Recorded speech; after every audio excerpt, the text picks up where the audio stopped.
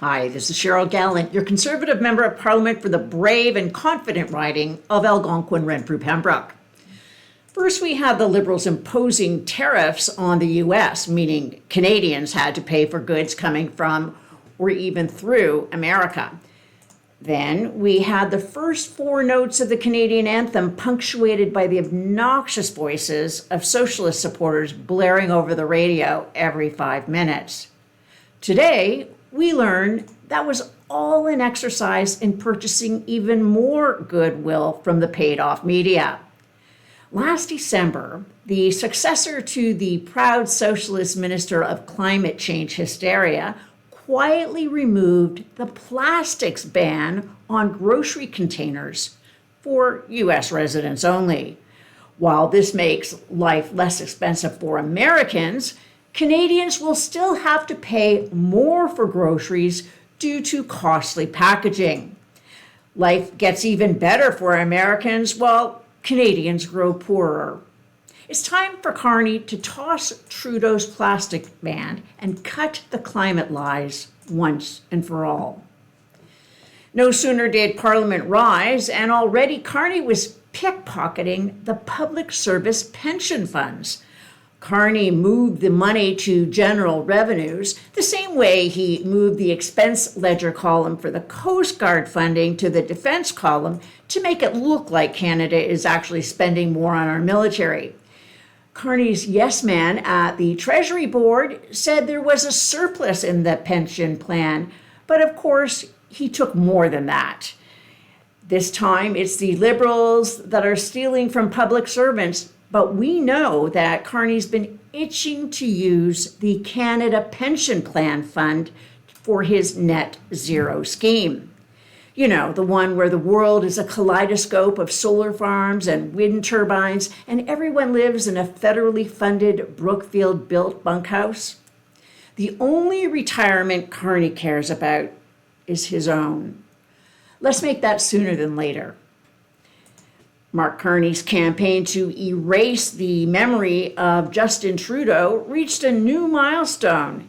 In 2016, the Trudeau Liberals introduced new restrictions on government advertising. All new ads would have to be reviewed by an independent body against a set of criteria. The criteria included rules such as the advertisement may not have any partisan slogans in it. The ads could not be self-congratulatory or self-praising in nature. The Carney Liberals scrapped those rules. Now your tax dollars are paying for a $3 million ad campaign that includes praise for the Liberals and recycles one of their campaign slogans. And if that wasn't silly enough, when no less than the Toronto Red Star called the government to ask about these partisan rule changes, the Carney Liberals sent out a public servant to defend them. That is pathetic and cowardly. If the Liberals want the government to gaslight Canadians, they should have the decency to do it themselves. Recent events have sent Canada's Liberal elite into one of their periodic the sky is falling panic modes. A good example from the past was the Freedom Convoy. Rather than acknowledging millions of Canadians were fed up with overly restrictive pandemic policies, the Liberal elites and the CBC invented a conspiracy theory that the convoy was some U.S.-Russian plot to overthrow the Trudeau government.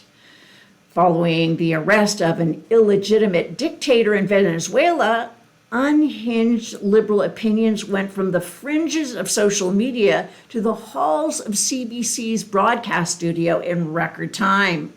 Of course, the CBC would put former Liberal Bob Rae up for the role of Paul Revere, running from news station to news station screaming, "The Americans are coming, the Americans are coming."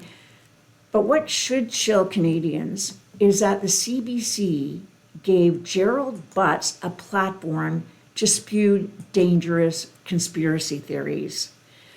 When asked about the prospect of an American military invasion, here was Butts' response, quote, I don't think we're going to see any kind of kinetic intervention in Canadian life, but we're going to see a lot of threats, and we're going to see a lot of seeding of pro-American activity by the Americans in Canadian life, end quote.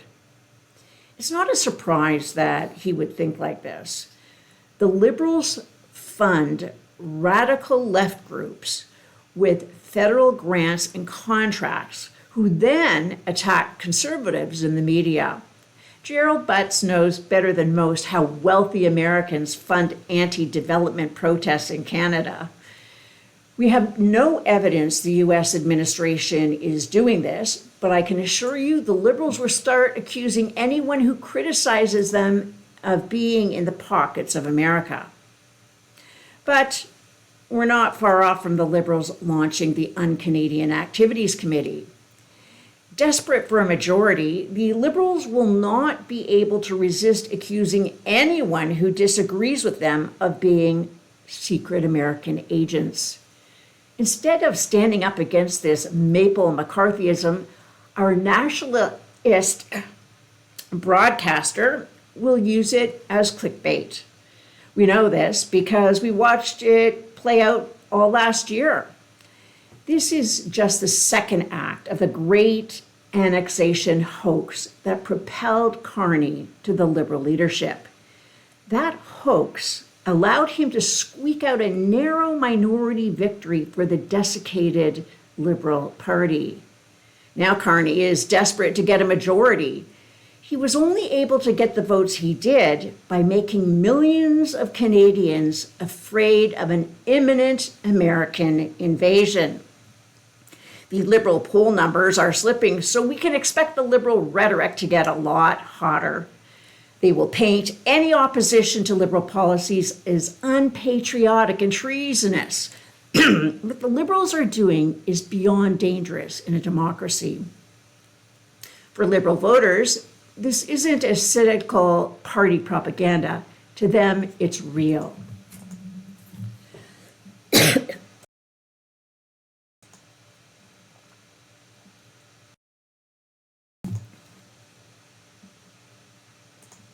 Many of these CBC watching Liberal voters really think Americans are going to invade at any moment. In this divisive social media age, it can be easy to mock these Liberal voters, but they have consumed years of anti-American ideology pushed by the Laurentian elite, who themselves watch too much CNN and hate themselves for it.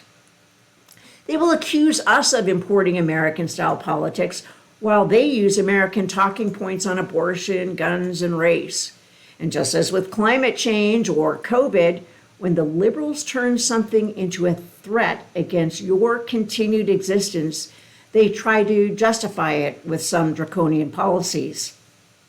How long do you think it'll take before Liberal supporters start calling for U.S. social media companies to be shut down in order to stop what Butts calls seeding pro-American activity?